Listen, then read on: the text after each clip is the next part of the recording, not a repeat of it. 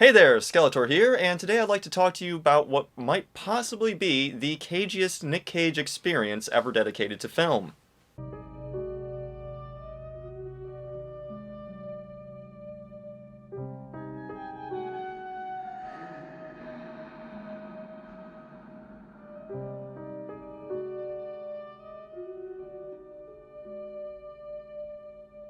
Vampire's Kiss is a 1988 film about a New York yuppie's descent into madness, his life spiraling out of control as he believes he is becoming a vampire. It's a very enjoyable and thrilling hour and 45 minutes, but what most people don't realize is just what went into making this movie. What most don't realize is that this was originally pitched as a rom-com between Michael J. Fox and Maria Conchita Alonso. However, Michael J. Fox never showed up, and instead, Nick Cage was there.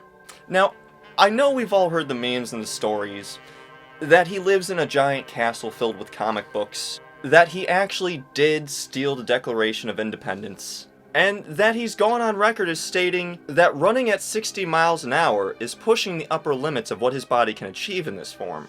No one really knew why or how he even got on set, but he showed up, got in front of the camera, and just started doing his thing.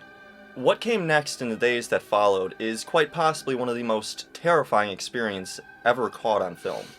Things went well at first, but by the end of the first day of shooting, both director and cameraman decided it would be best to just follow Nick Cage around for a few days and record absolutely everything. In fact, it wasn't until 3 or 4 days into shooting that it became clear this was not going to be a rom-com, as Mr. Cage seemed to be pretending that he was a vampire of his own volition. Maria Alonso, who played opposite Nick Cage, stated in interviews that she feared for her life every single day. It was immediately obvious that Mr. Cage had no script, and by the end of the first week, it was clear the crew wasn't going to be able to stop him if he tried anything. No one asked him to eat those cockroaches. He just showed up with them and started eating them. We used like 30 seconds of the footage because it'd be a waste not to, but there's about 5 minutes of unused film of Cage just pacing around an apartment while eating cockroaches. We had no idea he was going to do that. There's a recurring theme where Nick needs Alva to find the Despiegel contract. Alva is continuously unable to find it, which originally would have given her and Michael J. Fox something to bond over. Instead, this just adds to Cage's mounting agitation. Around the half-hour mark, this agitation has grown to the point that Cage has what looks like a meltdown, or so it would seem to the untrained eye. Let's analyze this scene real quick. It starts with a close-up of Nick whispering, "Alva," as the camera pulls back. He becomes louder and louder as he repeats her name, trying to get her attention. We then see her at her desk, scared and beginning to panic as Cage's screams turns to heads of everyone in the room. It's safe to say everyone expected Cage to come scream or throw a tantrum of some sort. Now watch this. See how he just casually jumps up onto the desk? The casual observer would say, "Oh, he jumped on a desk, big whoop. He's just trying to be goofy." But no. Notice how he never breaks eye contact with Alva. How he effortlessly hops the desk without any mental math or hesitation. He was ready for this. He was officially in attack mode. Maria then breaks character and runs out of the office with Nick Cage giving chase. While this was unscripted, Cage does manage to pull it back and save the scene, but this was a prelude of what was to come.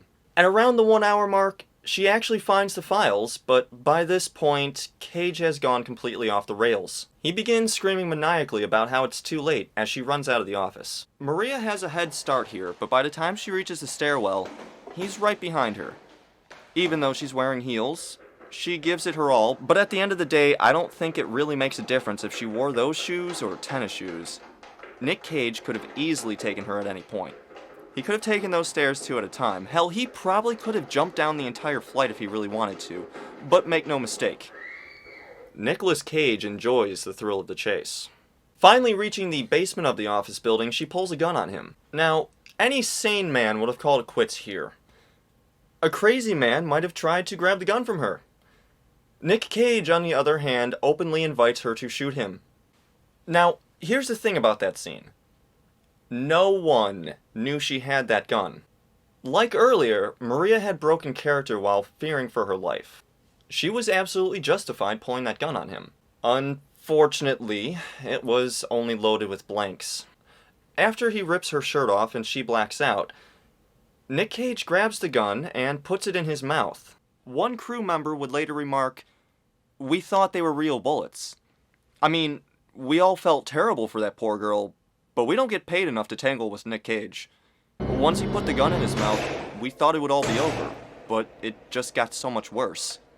He pulled the trigger twice and then proceeded to scream, "Boo woo!" in a grotesque parody of human crying.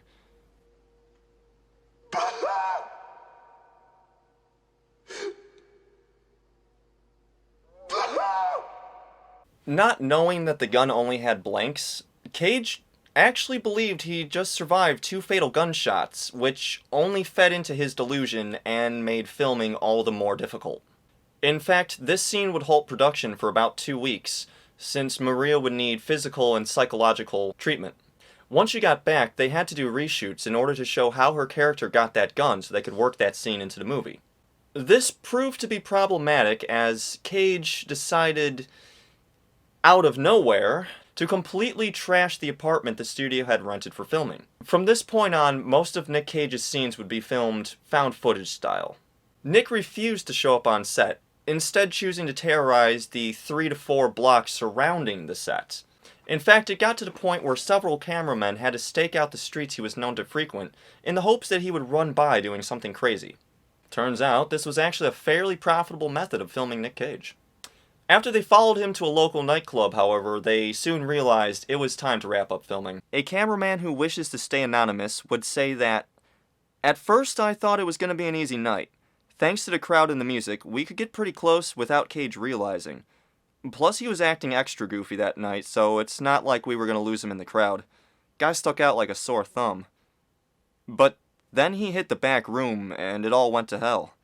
At first, we thought he was just trying to get lucky, but then we saw the blood.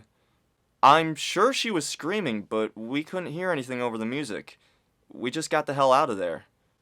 Later in editing, we switched the order of how the night went down since we didn't have any footage of him leaving the club. In fact, Nick Cage would be missing for a solid 2 weeks after that night.